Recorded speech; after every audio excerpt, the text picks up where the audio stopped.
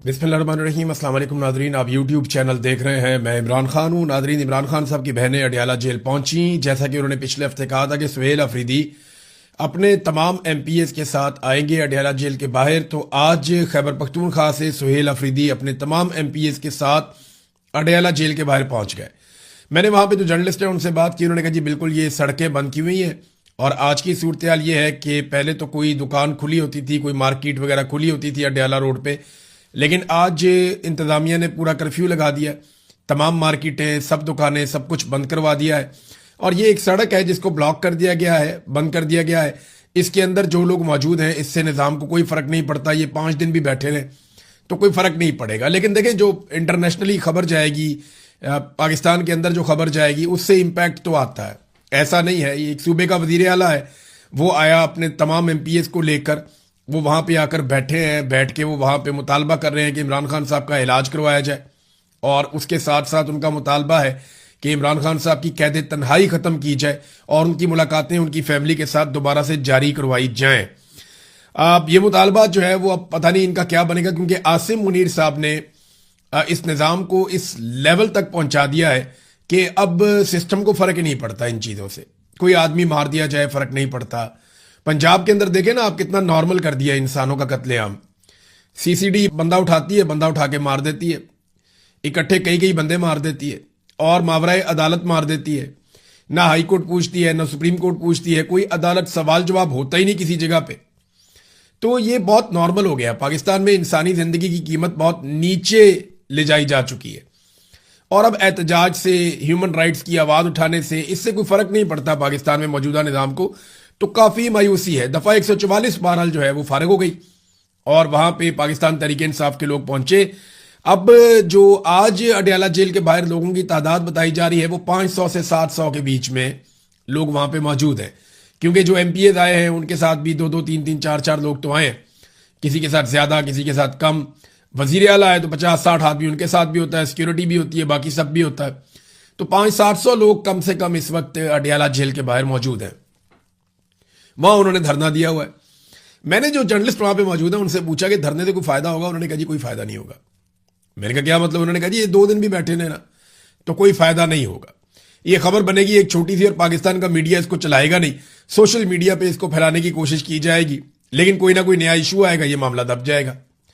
लिहाजा यहां से कुछ नहीं निकलेगा। इन्हें चाहिए कि ये रेड जोन में जाएं, ये सुप्रीम कोर्ट ऑफ पाकिस्तान में जाएं, ये हाई कोर्ट इस्लामाबाद में जाएं, ये वहां पे एहतजाज करें, वहां पे जाके अपना मौक़िफ़ रखें, जिससे हुकूमत को और पाकिस्तान का जो सिस्टम है उसको फर्क पड़ता है।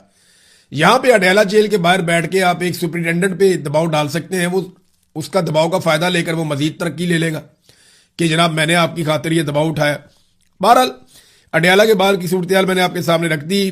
दफा 144 के बावजूद लोग पहुंच गए। हाँ, MNAs नहीं पहुंचे। MNAs को भी दावत दी गई थी कि आपने भी आना। बहुत सारे ऐसे हैं जो आते ही नहीं है। कई MNAs हैं जो कभी भी नहीं जाते अडियाला के बाहर, वो जाना भी नहीं चाहते। पंजाब से बहुत सारे MPs हैं जो जाना नहीं चाहते। अब वो लोग नहीं गए, यानी जिस तरह पंजाब से क़यादत को बुलाया गया था या MNAs को बुलाया गया था या सेनेटर्स को बुलाया गया था, वो सब लोग नहीं आए। लेकिन खैबर पख्तूनख्वा से सुहेल अफरीदी आए। सुहेल अफरीदी ने कहा जी जो मुराद सईद ने इंटरव्यू दिया, बात उनकी ठीक है, सारे एक छत के नीचे बैठ जाएं और वहां पे बैठकर फैसला कर लें कि करना क्या है, और जो करना है वो मुझे बता दें, फिर मैं जानूं, मेरा काम जाने, फिर मेरे पे छोड़ दें।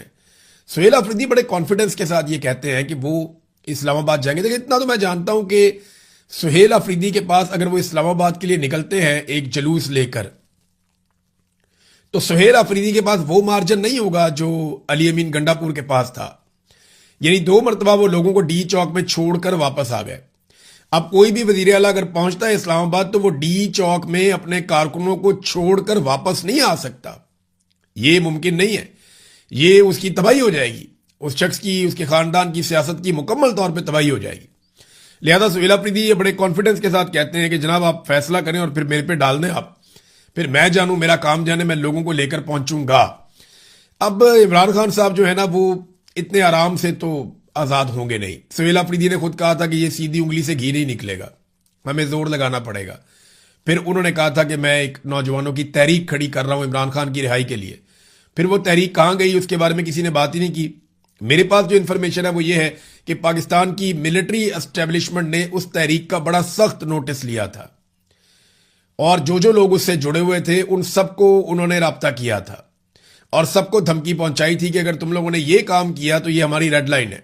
नौजवानों को अगर निजाम के खिलाफ खड़ा किया या कोई इनकलाब जैसी सूरत बनाई या कोई ऐसी तंजीम बनाई जो बजौर ताकत इमरान खान को बाहर निकालने की कोशिश करे और एहतजाज करे, तो ये हम तुम्हें नहीं छोड़ेंगे और बहुत शदीद किस्म की धमकियां लगाई गई। उसके बाद हमने देखा कि वो मामला ही ठप हो गया, वो पता ही नहीं चला, वो इतने जोरदार तरीके से शुरू किया गया था। और ये एक रास्ता है, याद रखिएगा, ताकत के जोर के बगैर, यानी आप जो मर्जी कर लें, मिलिट्री एस्टेब्लिशमेंट से अगर आपने पाकिस्तानियों का हक वापस लेना है तो आपको पाकिस्तानी इकट्ठे करने पड़ेंगे और बड़ी तादाद में इकट्ठे करने पड़ेंगे। पाकिस्तानियों को बजौर ताकत ही अपना हक वापस लेना पड़ेगा, क्योंकि उसकी एक वजह है ना, जिसके हाथ में बंदूक होती है ना, उसको नॉर्मल और लॉजिक की बात समझ ही नहीं आती।